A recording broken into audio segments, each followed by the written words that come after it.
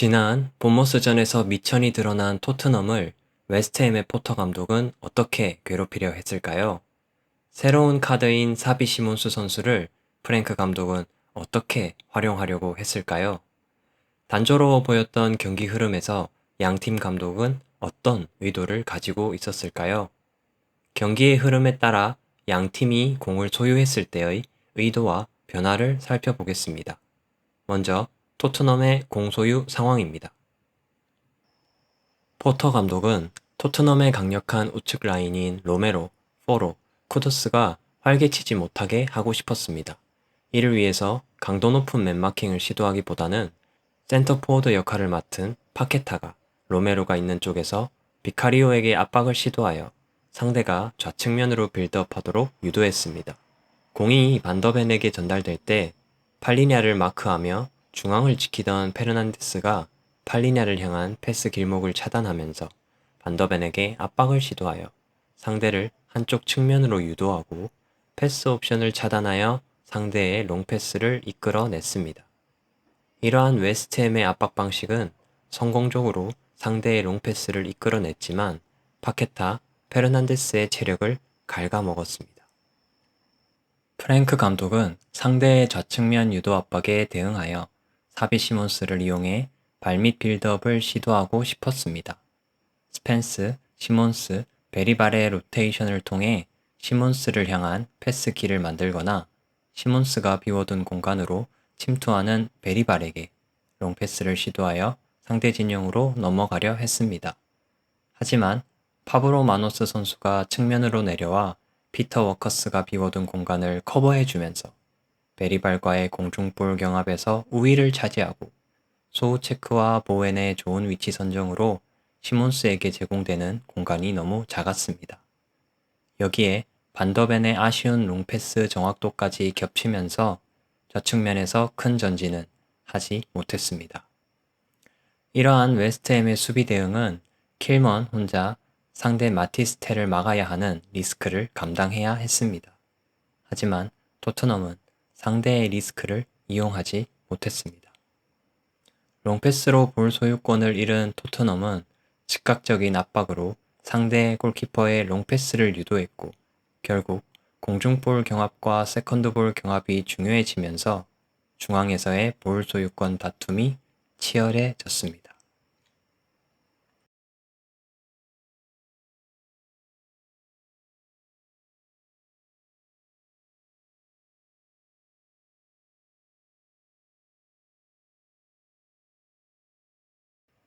공중볼, 세컨드볼 경합에서 이기며 볼 소유권을 되찾은 토트넘은 웨스트햄의 4-4-2 수비 대응에 대항하여 4-2-4 대응을 형성하거나 중앙 미드필더를 수비수 사이에 편입시키고 양쪽 풀백을 올리면서 시몬스를 중앙으로 위치시킨 후 우측면을 통해 빌드업하기 시작했습니다.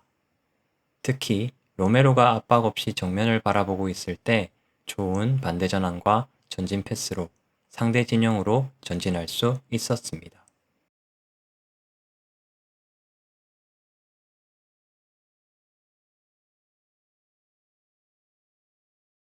우측면을 통한 빌드업이 성공하고 공격 지역에서 측면 윙어에게 공이 전달됐을 때 매서운 드리블과 양질의 크로스 공격이 시도되면서 많은 코너킥을 얻게 됩니다.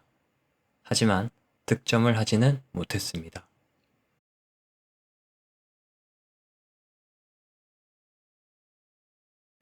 이제 웨스트햄의 공소유 상황을 살펴보겠습니다.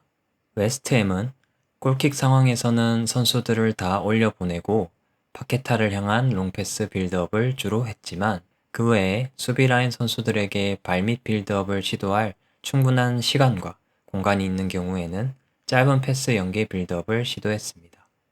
수비 지역에서 발밑 빌드업을 시도하다가 상대의 압박에 공을 빼앗겨 위험 지역에서 상대에게 공격 기회를 주느니 차라리 중앙 지역 또는 상대 진영에서 공중볼 경합을 시도하고 볼 소유권을 잃더라도 다시 수비 대응을 정비하고 기존의 압박 방식으로 상대에게서 볼 소유권을 가져오려 한 것입니다. 웨스트햄이 발밑 빌드업을 시도할 때 토트넘은 4-5-1 대형으로 먼저 중앙을 통한 패스 길목을 차단하고 텔이 상대 수비수 사이에서 공을 소유한 상대 수비수에게 압박을 시도했습니다. 이를 통해 상대의 롱패스를 유도하고 후방 수적 우위를 기반으로 안정적으로 공중볼 경합과 세컨드볼 경합을 준비했습니다. 토트넘의 수비 방식에 대항하여 포터 감독은 워커 피터스를 전진시키고 보웬을 중앙으로 이동시켜 상대 3명의 미드필더를 상대로 4대3 수적 우위를 만들어 중앙을 통해 빌드업을 시도하려 했습니다. 하지만 웨스트햄의 중앙 수적 우위 빌드업 방식을 미리 알고 있던 프랭크 감독은 상대의 미드필더를 1대1 맨마킹으로 압박하는 것이 아니라 공에서 멀리 있던 미드필더 사르를 내려오게 하여 페르난데스를 마크하게 했고 팔리냐가 보웬을 마크하러 가면서 중앙을 통한 상대의 빌드업을 철저히 차단했습니다. 이 과정을 통해 웨스트햄 미드필더 한 명이 프리맨이 되지만 파브로 마노스는 이 선수를 이용하지 못했습니다.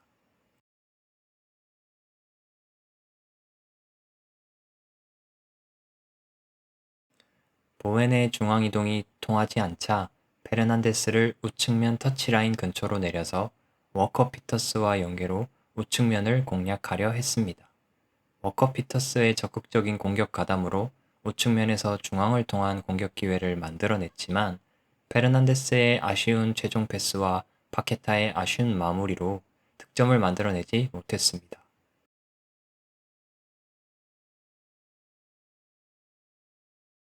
토트넘은 위험을 느끼고 패스 차단보다는 압박을 통해 상대의 발밑 빌드업을 저지하려 했습니다.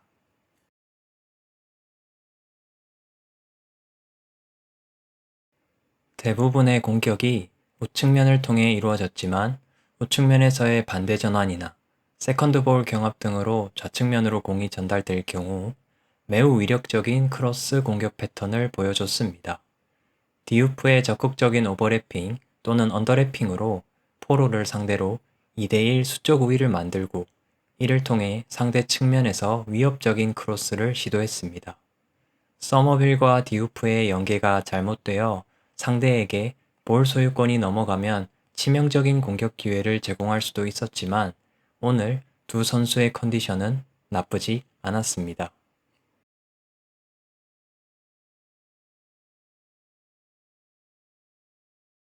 0대0으로 전반전이 끝난 시점에서 두 팀 모두 문제를 가지고 있었습니다. 토트넘의 경우 우측면을 통해서 공격 지역까지 전진하여 매서운 측면 공격 패턴을 보였지만 좌측면 빌드업은 여전히 아쉬웠습니다. 웨스트햄은 점유율을 내줬지만 공소유권이 있을 때 좌우를 가리지 않고 좋은 기회들을 만들었습니다. 하지만 페널티 박스 안에서의 최종 패스가 아쉬웠고 상대에게 위험한 크로스를 너무 많이 허용했습니다. 후반전 계속되는 웨스트햄의 좌측면 빌드업 유도에 토트넘은 텔을 이용하기 시작합니다. 텔을 좌측면으로 내려오게 하여 수적 통등을 만든 상황에서 공중볼 경합을 시도한 것입니다. 반더벤의 롱패스에 시몬스가 상대 뒷공간으로 침투하고 텔이 헤딩 경합을 하고 베리발이 세컨드볼 경합을 준비하면서 좌측면에서 전진을 성공하고 스펜스의 적극적인 오버래핑으로 이 경기의 운명을 뒤바꾸는 코너킥을 얻게 됩니다. 결국 많은 코너킥을 토트넘에게 허용하면서 코너킥 실점 확률이 높아진 것입니다.